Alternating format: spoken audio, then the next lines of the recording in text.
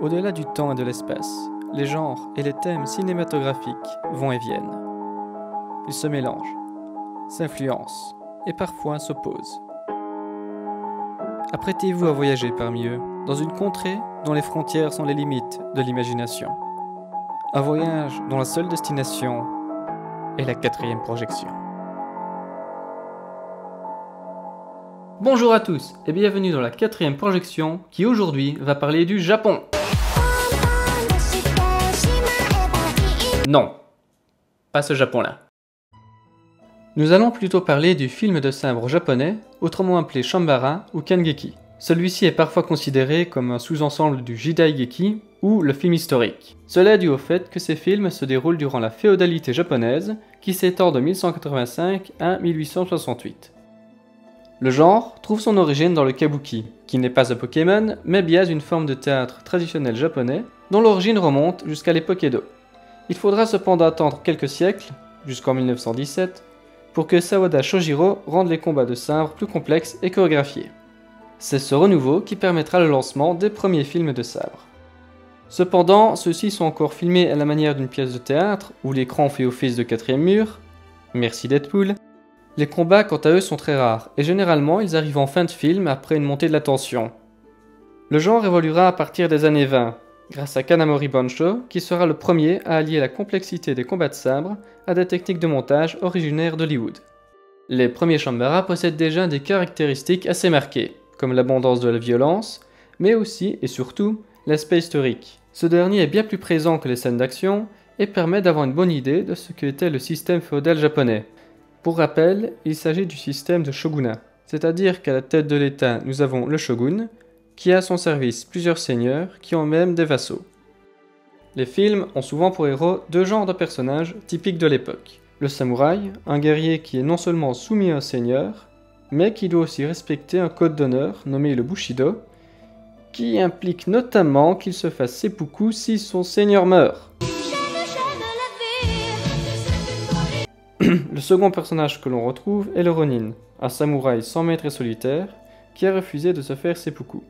Il erre donc sur les routes japonaises, sans famille et sans amis. Je suis sans famille et je m'appelle Rémi et je me balade dans la vie. Au niveau des adversaires, nous retrouvons des éléments très variés, parmi lesquels se trouvent des paysans révoltés, Didn't know we had a king. I thought we were an autonomous collective. You're fooling yourself. We're living in a dictatorship, a self-perpetuating autocracy, and des seigneurs belliqueux et des yakuza. Pour les femmes, par contre, c'est un peu plus compliqué. On retrouve des rôles très différents de la paysanne jusqu'à la princesse, mais elles sont toutes soumises, soit aux hommes, soit à leurs devoirs.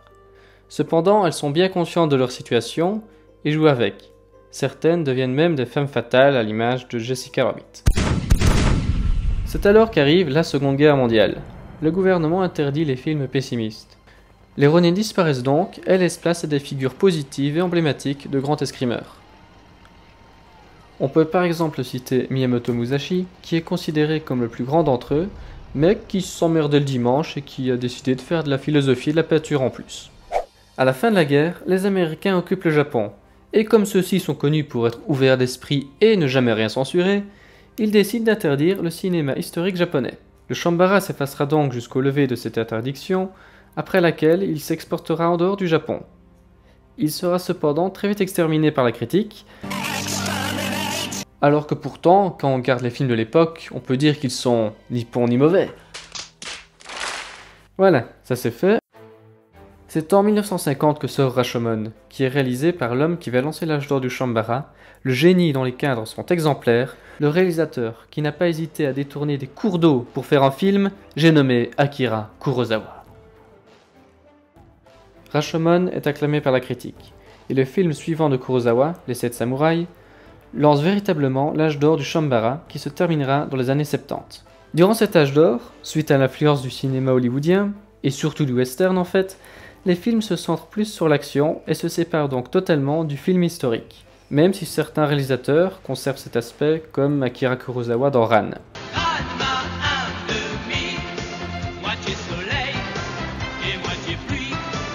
Non, Ran tout court. Les combats sont beaucoup plus violents et l'époque est dépeinte avec beaucoup moins d'optimisme et beaucoup, mais alors beaucoup plus de cynisme qu'auparavant. Franchement, si vous voulez voir comment on déconstruit le Bushido et les samouraïs, regardez les films de Kobayashi Masaaki. Seppuku par exemple. Ça te démonte l'image du samouraï, mais comme tu l'as jamais vu.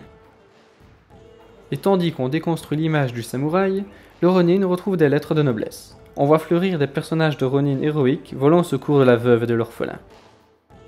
Le plus connu étant certainement Zatoichi, le masseur aveugle, interprété par Shintaro Katsue, qui a connu plus de 26 films et une série TV, ce qui le place donc au-dessus de James Bond, sauf que lui il a assez de décence pour refuser de coucher avec toutes les filles qu'il croise. Un autre élément important qu'on va retrouver dans Shambara est un élément qu'on retrouve la plupart du temps dans le cinéma japonais, la nature. Parce que oui, le japonais aime la nature, les petits oiseaux et les petits animaux. La pluie est souvent utilisée lors des combats finaux, tandis que la brume et le feu ont souvent des valeurs symboliques. C'est durant cette période que la coupure en décalage va se populariser et va devenir un code récurrent qui influencera grandement l'animation japonaise. Mais dans les années 80, le Shambara se fait devancer par le film de Yakuza et disparaît peu à peu des écrans. Cependant, le genre est loin d'être mort. D'une part, l'animation japonaise nous a offert de splendides films de sabre, et pas mal de mangas s'inspirent de l'ère Edo et des périodes proches. Certains d'entre eux, comme Kachin le Vagabond et Lone Wolf, ont eu droit à des adaptations cinématographiques qui sont quand même bien sympas. Le Shambara est donc toujours bien vivant, grâce à des références culturelles ainsi qu'à des réalisateurs comme Takeshi Kitano, Takashi Miike ou encore Ryuhei Kitamura. Mais on peut trouver des influences du genre dans la culture occidentale. Katana et le samouraï d'argent dans les comics, le Ronin Kogaratsu pour la BD franco-belge, le robot samouraï de Transformers 4, ou encore la sauce samouraï. Et moi qui me croyais le roi des mauvaises blagues. Et si vous avez bien suivi jusque-là, certains éléments ont dû vous faire penser au western spaghetti. Ce qui n'est pas étonnant puisqu'en effet le western spaghetti s'est inspiré du Shambara. Sergio Leone avouera s'être inspiré de Yojimbo, non pas celui-là, pour réaliser une poignée de dollars. Et à ce titre, le fameux western Les 7 mercenaires est inspiré des 7 samouraïs. Et on peut même aller plus loin. Car si Kill Bill et le dernier samouraï sont des hommages évidents au genre, il en est un autre qui l'est plus. George Lucas s'est en effet inspiré très vaguement de la forteresse cachée de Kurosawa pour réaliser Star Wars. L'influence du Japon féodal est indéniable, l'exemple le plus évident étant les Jedi. Parce que oui, ils se battent avec des sabres alors que tout le monde est passé au pistolet laser, et en plus ils obéissent à un code strict comme les samouraïs.